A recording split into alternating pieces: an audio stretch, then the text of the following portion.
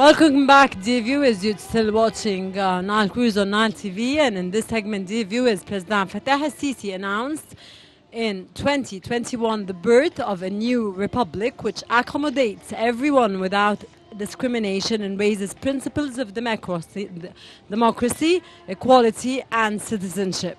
Announcing the new republic comes to prove to the whole world that Egypt made the correct decision. The new republic is a new way of thinking and implementation at all levels and in all files. It is a huge momentum that aims to achieve a comprehensive national breakthrough, both internally and externally. And in this context, dear viewers, we have with us a very special guest that we are honored to host, Mr. Sayyid Kholy. He is an economic expert to tell us more about economic achievement of the revolution. A very good day, sir, and it's a pleasure to have you with us in today's episode of Nile Cruise, sir. It's my pleasure. Sir, President Fattah al-Sisi is very keen, of course, on the economic file. He adopted many procedures to boost this file, especially, of course, because this is our main income, of course, in the Egyptian economy. How do you evaluate the measures taken to return the economy back on track? First of all, we have to go flashback 11 years ago. 11 years ago, it was no safety, no security. I beg your pardon? No safety, no security for Egyptian people. We used to stand on the street to protect our homes. That's 11 years ago. 11 years ago, we have a lot of blackout where the electricity cut off most of our homes for a number of hours. After President Sisi came to power, he started his own strategy, which is called Egypt Vision 2030. So they started with a vision, they started with a strategy, and they start with economic reform for the Egyptian economy. And that is the fruit we gain right now. The stability, security, infrastructure, it helped Egypt to overcome many crises. It overcome the crisis of Corona, which stayed for about 2 years now, and went out of it with a plus side in our economic sector. With the Russian-Ukrainian war, which is happening right now, started in February and staying until this point of time, we still have enough supply from our food supply, which is sufficient for the next 6 years. That is an economy. 6 years or 6 months? 6 months, for 6 months. The wheat, sir? And more than that. You're discussing the wheat. Excuse me? The wheat? The wheat and food supply in general. Food supply. We have surplus for the next 6 months and more of that. And remember, with the agriculture development we have in Egypt, with the storage area for wheats, which we have it 2 years ago, we really don't suffer from any shortage in our food supply. And that is economic reform, which is simply a benefit all Egyptian people. Okay, Mr. Said, since President Fattah al-Sisi, of course, launched his vision to build a more modern Egypt, the wheels of work have not stopped implementing this vision through the giant projects, of course, that have been undertaken in various fields to achieve progress and development in our country. Would you please tell us more about the significance of such amazing projects that took place in light, of course, of the coronavirus pandemic, and we struggled and we made it? Remember, during the corona, most of the world, they shut down the business, they have a close down. Our strategy, our President Sisi or the government strategy is to go parallel with fighting coronavirus, where they protected Egyptian people, and at the same time, we have to continue with the mega project we have in Egypt. And that is why the only country in the region, it was their gross product rate, it was ratio, it was in the positive side. The rest of our neighbor country, whether it's Arab country or Middle Eastern country, it was in the negative side. The only country went out of the coronavirus with positive side of gross development product is Egypt. And that is the good news. Okay, Egypt is one of the leading countries that adopted the directions of the global and Arab housing strategies by drawing a road map towards achieving the goals of adequate, of course, housing for all. housing, sorry, your comment, sir, and why the housing problem is considered one of the most urgent problems facing development programs in Egypt. Remember, and that's what I saw in reality when I visit many different governments in Egypt, whether it's in Upper Egypt or the Valley region, where they have a new city, a new place, a new housing development, and so on. Remember the random houses we used to have in Egypt, which we suffer for the last 50, 60 years, it doesn't exist right now. Why? Because they started building new houses, new development, new city around all over Egypt, not only in Cairo, but in Alexandria, in Sohag, we have the new Sohag, they have new Asyut, they have new Mansoura. In all different governments, they have a new development, a new housing for Egyptian people with low interest rate, with low prices for the needy people. And remember in Aswan, during the rain crisis in Aswan, they built a lot of housing to house the needy people in Aswan. What is the economic significance of developing the rural areas, and what are the aims and objectives of rural development? Of course, when you have new infrastructure, when you have new city, it builds a new life. It builds a new life in terms of business, in terms of agriculture, in terms of industry. They have to have job opportunity for these people. And remember, the unemployment rate years ago it was very high. Now it went to the minimal. And when you have new development, new housing, a new project, new infrastructure, it built in the left and right of these new roads a life for Egyptian citizens, and that brings a lot of business opportunity, and it reduces the unemployment rate for Egypt. Okay.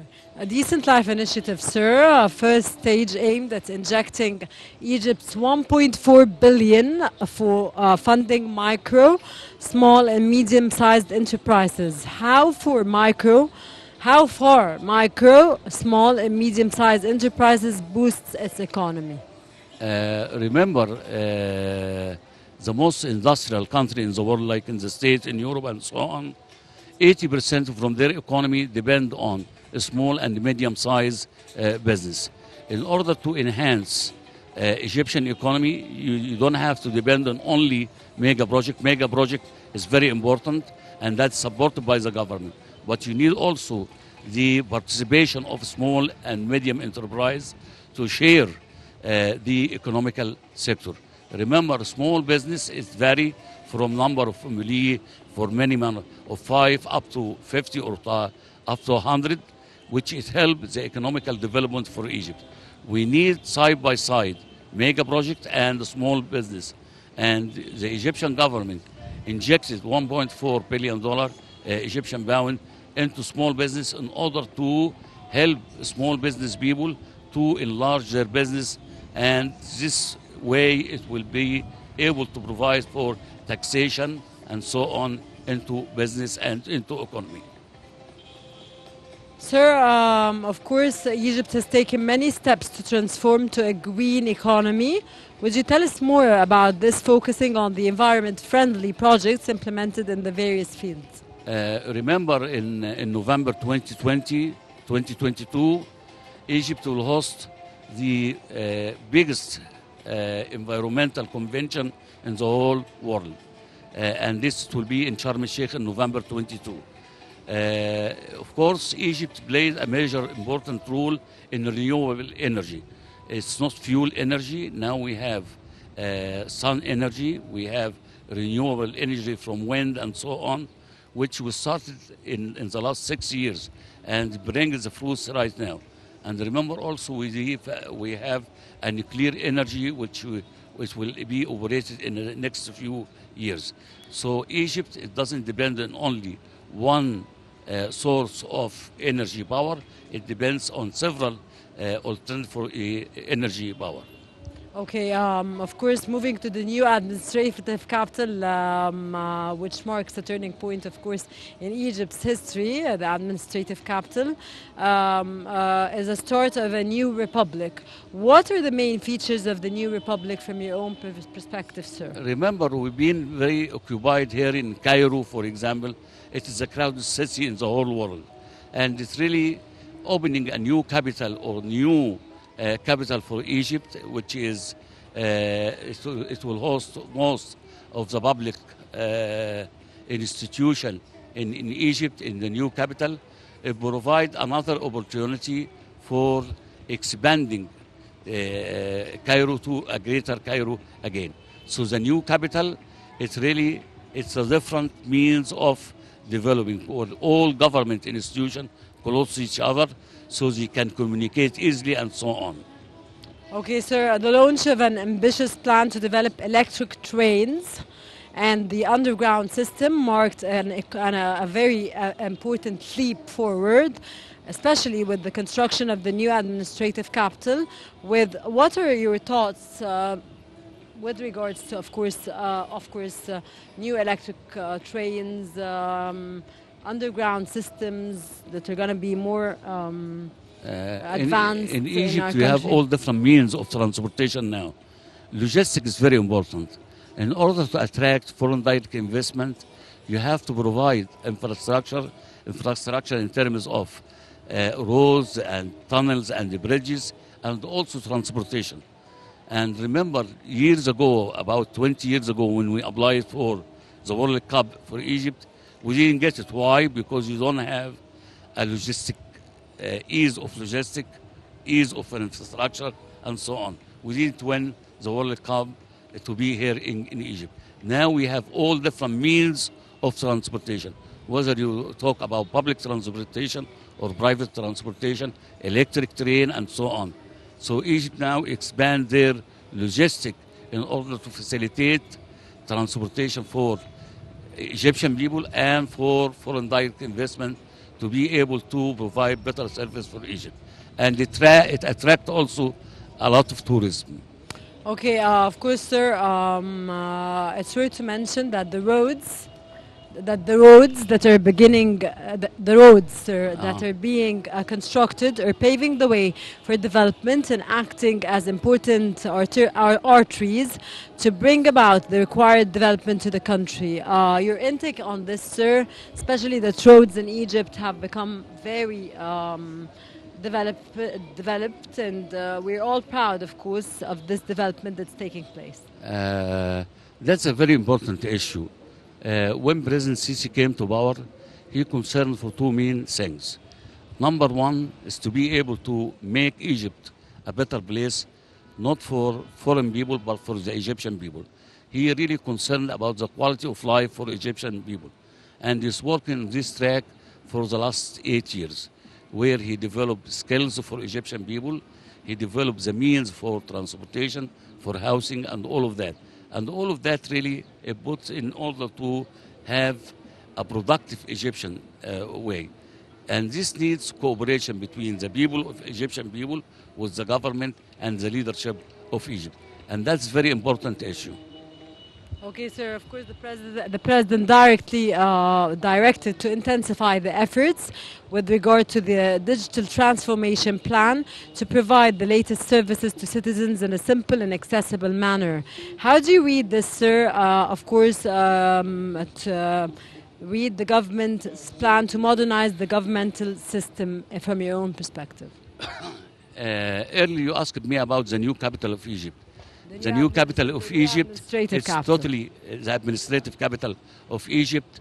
It's totally digitalized since you entered the... Sir, and I want your answer, sir, within the framework of Egypt's vision in 2030. Absolutely. And we mentioned that when we developed a strategy 8 years ago, Egypt Vision 2030, include all different aspects you talked about. Whether you talk about health, whether you talk about education, whether you talk about agriculture, industry, it's all integrated in Egypt Vision 2030.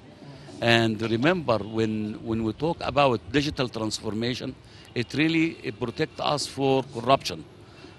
for easing the process of communicating with the final customer, and that is we anti-corruption.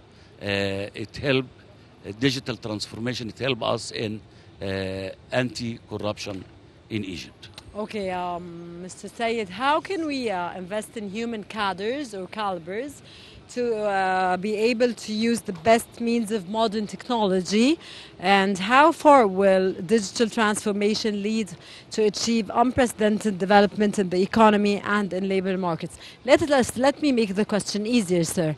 How can we first invest in human cadres to be able to use the best means of modern technology?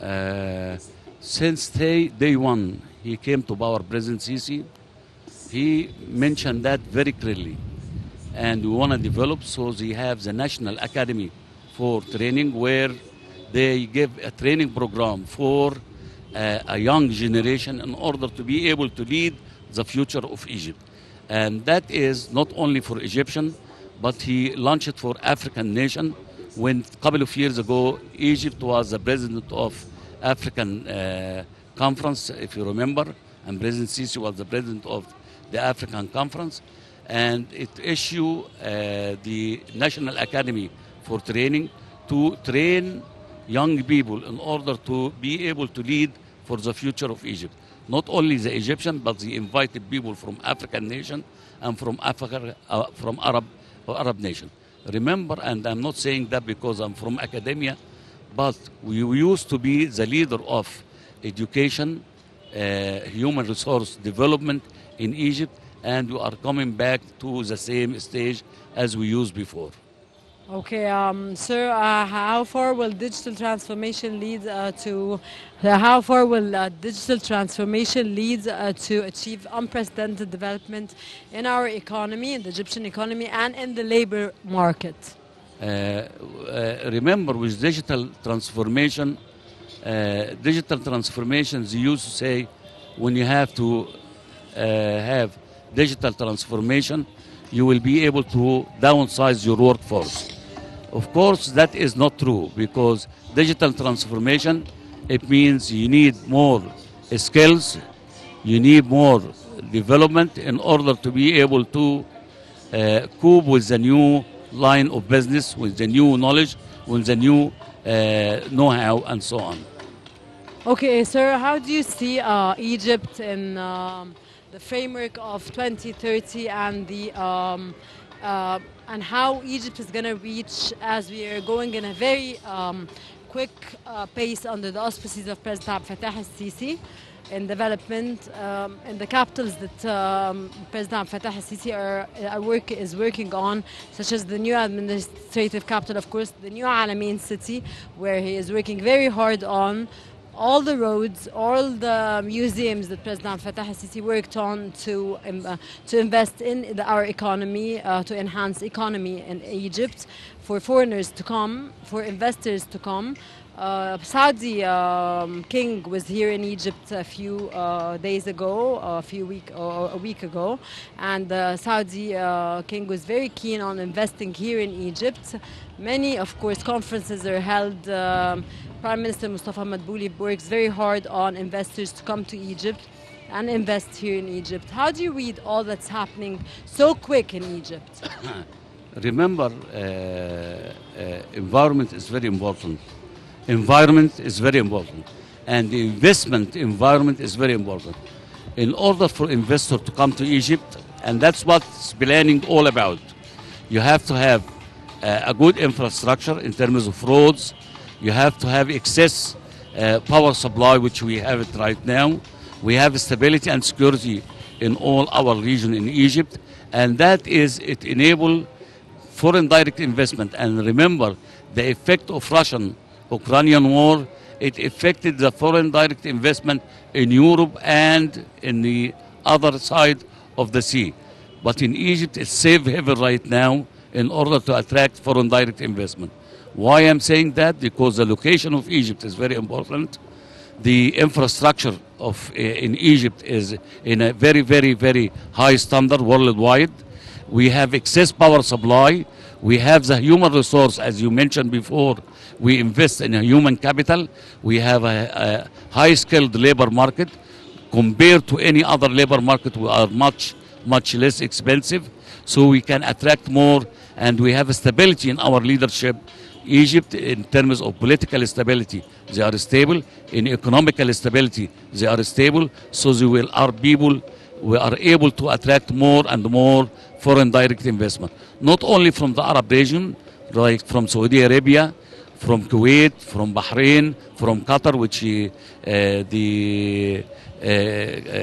Emir of Qatar has visited Egypt a couple of days ago, but will be able to attract Arab country and European country and to come to invest in Egypt in the very near future, inshallah. Okay, so how do you read President Fattah al-Sisi's announcement in 2021, the birth of a new republic which accommodates everyone without discrimination, every Egyptian, of course, citizen without discrimination, and raises principles of democracy, equality, and citizenship? Remember, Egypt, through over all the history, it doesn't discriminate between white and black. It doesn't discriminate based on religion and gender and so on. Where the rest of the world, they have a lot of cases in terms of discrimination. Egypt is the land of peace, is the land of love and caring for all different kind of people. Mr. Said, how do you see, of course, the announcement of Egypt as a new republic, of course the administrative capital under the auspices of President Fattah al-Sisi, to prove to the whole and the entire world that Egypt made the correct decision at the correct time? Remember, Egypt now, it is part of the big picture of the world. They own their decision. They say they stand for that what they believe, and President Sisi, really his major concern is to make Egypt in a different place in the world map right now. It is. It has become absolutely, absolutely. In terms of economical development, in terms of health care, in terms of educational, there is development, and also our relationship with the rest of the world, with Arab country, with African country, with European country, with the States and with Asia. We have a strong relation with the entire world right now. So in political dimension, if you told me to evaluate, we have a clear understanding for the major issue the world face, and we take a proactive measure in order to face any challenge in the future. I want to assure you and the rest of your audience, Egypt, it will be in a different place within the next 2 years.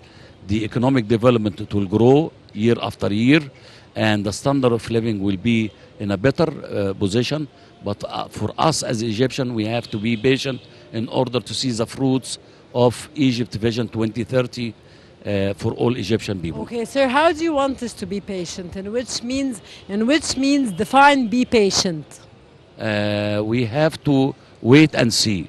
We don't have to jump to conclusion. We don't have to listen to any rumors where the black area, we have it in 2012, we faced a lot of rumors and so on, and they stay playing on that. We trust our leader, we trust his development, and we all Egyptians have to go behind him in order to see Egypt in a better place in the future. Okay, again, sir, I mentioned that President Fattah al-Sisi is working very hard on the international level to bring investors into Egypt, to invest in Egypt, and of course, the Prime Minister Mustafa Madbouli under the auspices of President Fattah al-Sisi. And here in Egypt we had, of course, the King of Saudi Arabia. He was here visiting Egypt a few days ago. And this was a means of investment in Egypt, and many investors from Arab countries are coming soon to invest in Egypt or started already investing in Egypt. In the North Coast we have a long way, we're going a long way, and of course we all know that the North Coast there's a very special means of development that's taking place this year especially, and all Arabs are coming over. We're not discussing only normal citizens that are Arabs, but also the very high-ranking officials and the high-ranking and the leaders of the Arab world that are coming to Egypt, and hopefully for events that are taking place. How do you read this? Within the last week only, it was the last 10 years, we have the king of Bahrain came to Egypt with all business entourage with him in order to have business with Egypt. And that's new investment. We have the crown prince of Saudi Arabia came to Egypt with a lot of Saudi business people came to Egypt. They are came to invest in Egypt. And also we have the Emir of Qatar with his business people. They came to invest in Egypt. And they are going to spend $5 billion in Egypt. Remember why they come to Egypt? Because we have a safe environment, investment environment. We have infrastructure, we have power supply, we have stability, leadership stability, political stability. And Egypt, it's the land of investment to attract foreign direct investment, whether it's from Arab country or from the Gulf country or from European country. You will see, for example, the president of European Union, she was here a week ago in order to make project in association with Egypt. Egypt became a major player in the world map right now. I want to assure that. Of course, we're honored to host Mr. Said Kholy, economic expert. Of course, sir, your intellectual and informative knowledge added to our episode a lot today. Thank you very much for joining us. It was our utmost pleasure, and as a presenter today, you added to my knowledge a lot. Thank you so much, sir, for being You're very with us. welcome. The pleasure is mine. Thank you very much. Sir, and we hope to see you here again in Nile. And behind us, the Nile River, which attracts a lot of people to Egypt right now. Of course, thank you very much. Thank you. Thank you. Viewers, this was this segment of Nile Cruise. Stay tuned. We'll be back again with another segment. Don't go away.